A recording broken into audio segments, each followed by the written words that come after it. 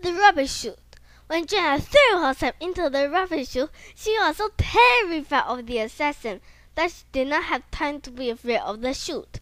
But as she tumbled uncontrollably downward into the pitch blackness, she felt an overwhelming panic well up inside her. The inside of the rubbish chute was as cold and slippery as ice. It was made from a highly polished black slate, seamlessly cut and joined by the master masons who had built the Wizard Tower many hundreds of years ago. The drop was steep, too steep for Jenna to have any control over how she fell, so she tumbled and twisted this way and that, rolling from side to side. But the worst thing was the dark. It was thick, deep, impenetrable black. It pressed in on Jenna from all sides, and although she strained her eyes desperately to see anything at all, there was no response. Jenna thought she had gone blind. But she could still hear, and behind her, coming up fast, Jenna could hear the swish of damp wolfhound fur. Maxie the wolfhound was having a good time. He liked this game. Maxie had been a little surprised when he had jumped into the chute and not found Silas ready with his ball. He was even more surprised when his paws didn't seem to work anymore. He had briefly scrambled around trying to find out why. Then he had bumped his nose on the back of the scary woman's neck and tried to lick a tasty morsel of something off her hair, but at that point she had given him a violent shove that had flipped him over onto his back. And now Maxie was happy. Nose first, paws held in close, he became a streamlined streak of fur, and he overtook them all. Past Nickel, who grabbed at his tail but then let go. Past Jenna, who screamed in his ear. Past Boy 412, who was curled into a tight ball. And then past his master, Silas. Maxie felt uncomfortable going past Silas because Silas was top dog and Maxie was not allowed in front. But the wolfhound had no choice. He sailed by Silas in a shower of cold stew and carrot peelings and carried on down. The rubbish chute snaked around the Wizard Tower like a giant helter-skelter, buried deep inside the thick walls. It dropped steeply between each floor, taking with it not only Maxie, Silas, Boy 412, Jenna, Nicole, and Marcia, but also the remains of all the wizard lunches, which had been tipped into the chute that afternoon. The Wizard Tower was 21 stories high. The top 2 floors belonged to the extraordinary wizard, and on each floor below that, there were 2 wizard apartments. That's a lot of lunches. It was wolfhound heaven, and Maxie ate enough scraps on his way down the Wizard Tower to keep him going for the rest of the day. Eventually, after what felt like hours, but was in fact only 2 minutes and 15 seconds, Jenna felt the almost vertical drop level out, and her pace slowed to something that was bearable. She did not know it, but she now had left the Wizard Tower and was traveling below the ground, out from the foot of the tower and toward the basements of the courts of the custodians. It was still pitch black and freezing cold in the chute, and Jenna felt very alone. She strained her ears to hear any sounds that the others might be making, but everyone knew how important it was to keep quiet, and no one dared to call out. Jenna thought that she could detect the swish of Marcia's cloak behind her, but since Maggie had hurtled past her, she had had no sign that there was anyone else with her at all. The thought of being alone in the dark forever began to take hold of her, and another tide of panic started to rise.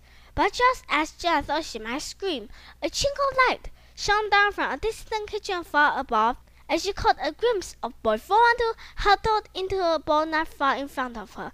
Jenna's spirits lifted at the sight of him, and she found herself feeling sorry for the thin, cold sentry boy in his pajamas.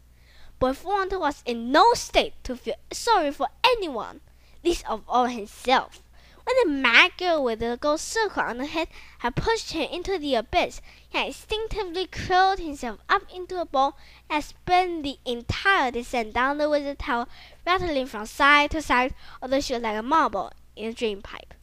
Boy 412 felt bruised and battered, but no more terrified than he had been since he awoke to find himself in the company of 2 wizards, a wizard boy and a wizard ghost.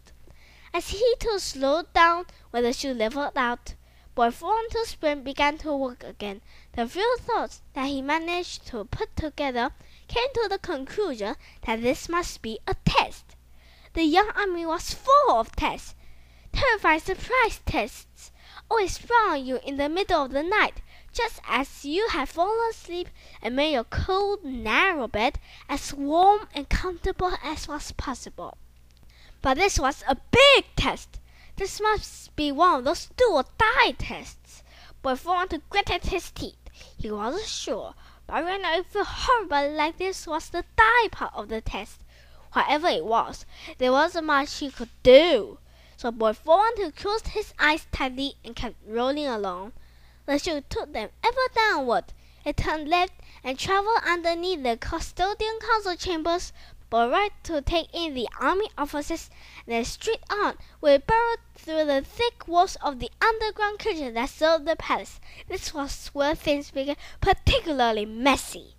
The kitchen maids were still busy clearing up after the supreme custodian's midday banquet, and the hatches in the kitchen, which were not far above the travelers in the rubbish chute, opened with alarming frequency and showered them with the mixed-up remains of the feast. Even Magyk, who had by now eaten as much as he possibly could, found it unpleasant, especially after a solidified rice pudding hit him square on the nose.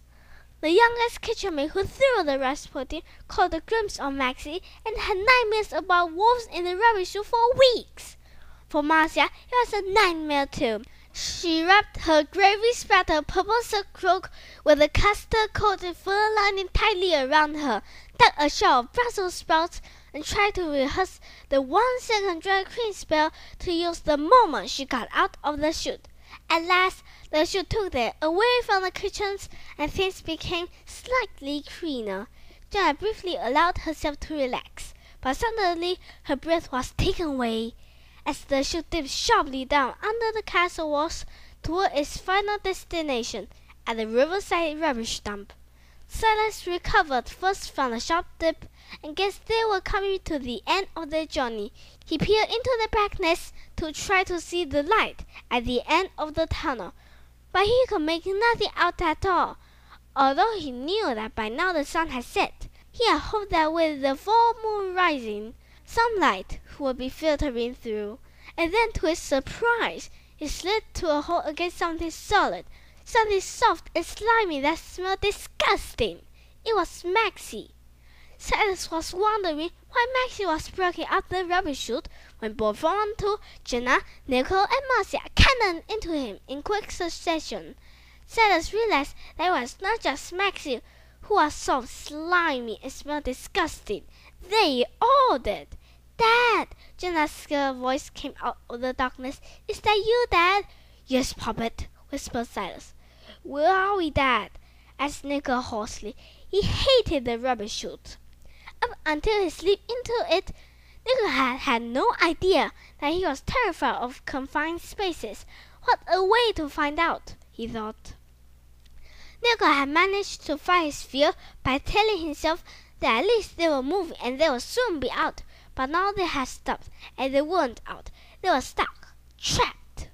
Nicole tried to sit up, but his head hit the cold slate above him.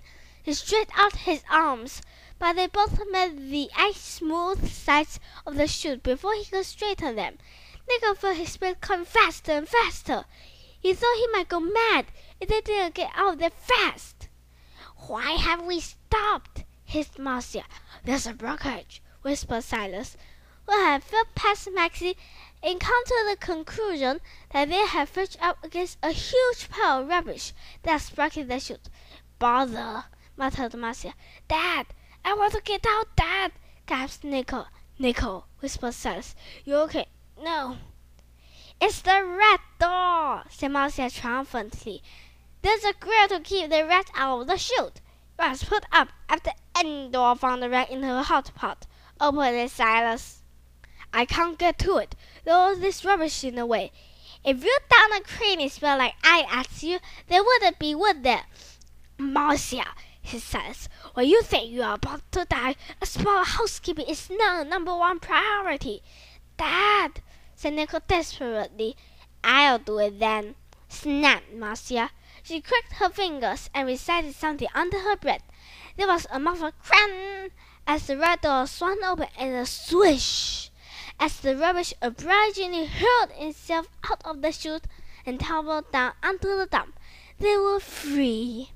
The full moon, which was rising above the river, shone a clear white light into the blackness of the chute, and guided the six-tailed and bruised travelers out to the place they had all been longing to reach, the riverside amenity rubbish dump.